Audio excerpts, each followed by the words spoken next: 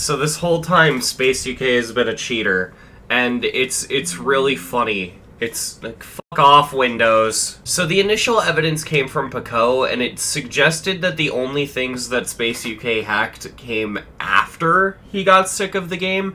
And I looked at this and I was like, okay, fair enough. Even though he lied and that's not respectable, I guess I could kind of understand, because if you're sick of the game but you still rely on YouTube for financial stuff, I could understand hacking and cheating just so that you could keep getting ad revenue. I get it. It's fair. It's not really so much a thing of like, oh, I would forgive SpaceUK or anything like that. It would be more so I would at least understand where he's coming from, and if he came clean about it, then it'd be kind of like, okay, whatever. SpaceUK mentioned in a now-deleted tweet, and we'll get to why it's deleted later, but he mentioned in a now-deleted tweet that he only hacked certain levels after he got sick of the game. I don't remember off the top of my head, but I believe Oblivion, Acheron, and the Hallucination were originally mentioned. However, Pico did a little bit of digging into SpaceUK's older completions and started to find some interesting stuff, to which SpaceUK basically went, oh shit, they're gonna find some stuff, to which he nuked his entire YouTube and Twitter.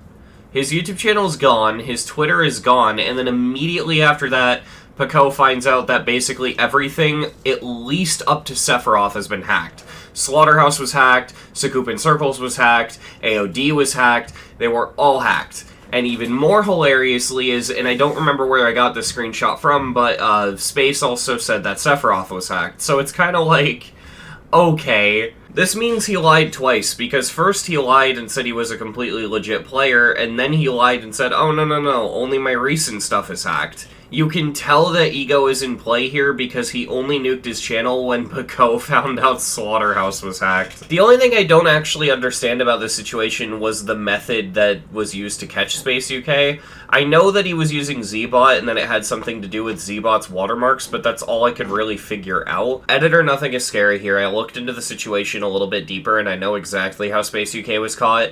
Whenever you bot a level using Zbot, it makes the font in the level complete screen a little bit smaller, and it's barely noticeable, but if you do notice it, yeah, it's a bit smaller, and all of SpaceUK's completions had the smaller level complete font. I know hindsight is 20/20, and I don't blame people for not figuring it out. I mean, the fact that it was possible that I was wrong is the reason I never publicly said anything.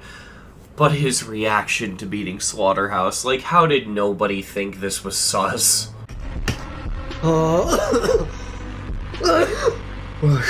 I can't fucking react, otherwise I'm gonna cough so much.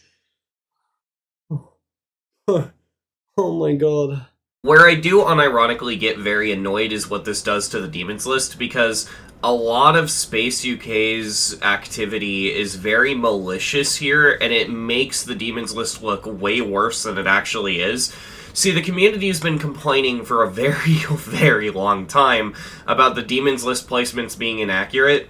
Infamously, Slaughterhouse was kept way higher on the list than it should have been for an irrationally long amount of time, usually sitting at number 2, above things like Abyss of Darkness, Firework, Acheron, Sakupin Circles, Kiyuki, Silent Clubstep. Yeah, they all get called into question here. Now, don't get me wrong, I don't think all of these are harder than Slaughterhouse. Like, obviously, Sakupin Circles is probably easier than Slaughterhouse. Just by looking at it, that makes sense.